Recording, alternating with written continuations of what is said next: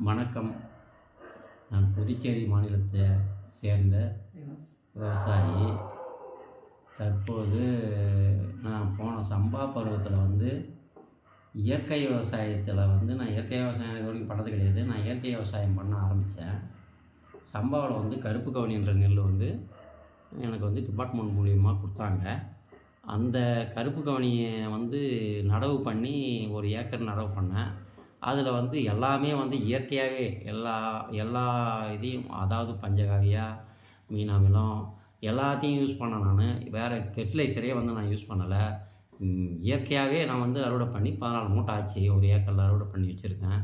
அந்த 14 மூட்டையும் காய வச்சு பக்குவப்படுத்தி அடுக்கி வச்சுருக்கிறேன் மூட்டையாக கோணி பையில்.